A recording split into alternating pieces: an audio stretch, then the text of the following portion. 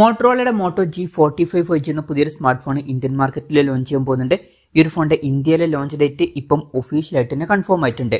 പിന്നെ ഫീച്ചേഴ്സിനെ പറ്റിയിട്ടുള്ള പല കാര്യങ്ങളും ഇപ്പം അറിയാനും കഴിഞ്ഞിട്ടുണ്ട്. എന്തായാലും ഈ ഒരു വീഡിയോയിൽ നമ്മൾ നോക്കാൻ പോകുന്നത് മോട്ടോ G45 5G എന്നുള്ള സ്മാർട്ട് ഫോണിനെ പറ്റിയിട്ടാണ്. നമ്മൾ ആദ്യം ഫീച്ചേഴ്സും കാര്യങ്ങളൊക്കെ നോക്കുകയാണെന്നുണ്ടെങ്കിൽ ഡിസ്പ്ലേയുടെ കാര്യത്തിൽ ഈ ഒരു സ്മാർട്ട് ഫോണിൽ 6.5 ഇഞ്ചിന്റെ HD+ ഡിസ്പ്ലേ ആയിരിക്കും വരിക. അപ്പം ഇതിൽ ഫുൾ HD റെസൊല്യൂഷൻ വരാൻ ചാൻസ് ഇല്ല. HD റെസൊല്യൂഷനെ ഇതിൽ വരാൻ ചാൻസ് ഉള്ളൂ.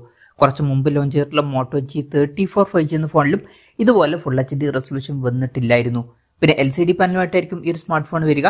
പഞ്ചോൾ ഡിസൈൻ ഇതിൽ വരുന്നതായിരിക്കും. പഞ്ചോൾ വരിക ടോപ്പ് സെന്റർ ഭാഗത്തായിട്ടായിരിക്കും. പിന്നെ ഡിസ്പ്ലേയിൽ 120 Hz റിഫ്രഷ് റേറ്റും കാര്യങ്ങളൊക്കെ സപ്പോർട്ട് ചെയ്തേക്കാം. പിന്നെ ഈ ഒരു ഫോണിന്റെ ഫ്രണ്ടിൽ ഗൊറില്ല ഗ്ലാസ് 3യുടെ പ്രൊട്ടക്ഷൻ വരുന്നതായിരിക്കും. അപ്പോൾ ഡിസ്പ്ലേ ഫീച്ചേഴ്സ് മൊത്തത്തിൽ നോക്കുകയാണെന്നുണ്ടെങ്കിൽ 120 Hz റിഫ്രഷ് റേറ്റ് ഒക്കെ സപ്പോർട്ട് ചെയ്യുമെങ്കിലും ഇതിൽ ഫുൾ HD റെസൊല്യൂഷൻ വരാൻ ചാൻസ് ഇല്ല. പിന്നെ സൈഡ് മൗണ്ടഡ് ഫിംഗർ പ്രിന്റ് സെൻസറും കാര്യങ്ങളൊക്കെ ഈ ഫോണിൽ വരുന്നതായിരിക്കും. ഈ ഒരു ഫോണിന്റെ ബ്രില്യൻ ബ്ലൂ, ബ്രില്യൻ ഗ്രീൻ, അതുപോലെ തന്നെ വിവ മെജന്ത എന്നീ കളർ വേരിയൻസ് ലോഞ്ച് ചെയ്തേക്കാം. പ്രോസസറിന്റെ കാര്യത്തിലോട്ട് വരികയാണെന്നുണ്ടെങ്കിൽ സ്നാപ്ഡ്രാഗൺ 6s Gen 3 എന്ന പ്രോസസറുമായിട്ടായിരിക്കും ഈ ഒരു സ്മാർട്ട് ഫോൺ വരിക. ഈ ഒരു പ്രോസസറിന്റെ കാര്യം പറയുകയാണെന്നുണ്ടെങ്കിൽ പുതുതായിട്ട് അനൗൺസ് ചെയ്തിട്ടുള്ള പ്രോസസറാണ്. പക്ഷേ പഴയ സ്നാപ്ഡ്രാഗൺ 695 എന്നുള്ള പ്രോസസറിന്റെ ഒരു റീബ്രാൻഡഡ് വെർഷനാണ്.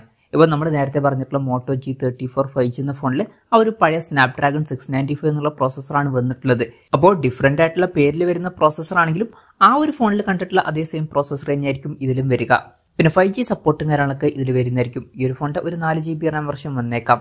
പിന്നെ സ്റ്റീരിയോ സ്പീക്കേഴ്സും കാര്യങ്ങളൊക്കെ ഈ ഫോണിൽ വരുന്നതായിരിക്കും. ആൻഡ്രോയിഡ് 14 ബേസ് ആയിട്ടുള്ള സോഫ്റ്റ്വെയർ ആയിരിക്കും ഇതിൽ വരിക.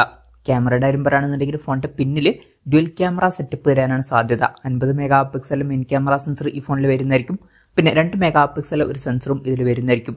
അപ്പം ഇതിൽ അൾട്രാ വൈഡ് ആംഗിൾ ലെൻസ് ഒന്നും വരാൻ ചാൻസ് ഇല്ല. പിന്നെ ഫ്രണ്ടിൽ 16 MP സെൽഫി ക്യാമറയും വന്നേക്കാം. പിന്നെ നമ്മൾ നേരത്തെ പറഞ്ഞിട്ടുള്ള മോട്ടോ G34 5G എന്ന ഫോണിലും ഇതേ സെയിം ക്യാമറ സെറ്റപ്പ് ഒക്കെ തന്നെയാണ് വന്നിട്ടുള്ളത്. ബാറ്ററിയുടെ കാര്യത്തിൽ 5000 mAh ബാറ്ററിയും കാര്യങ്ങളൊക്കെ ഇതിൽ വരുന്നതായിരിക്കും.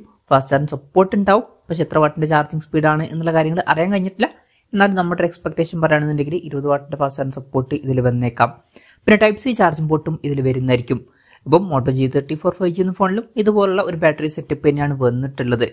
അപ്പം ഇതൊക്കെയാണ് ഫീച്ചേഴ്സിനെ പറ്റി പറയാനുള്ള കാര്യങ്ങൾ.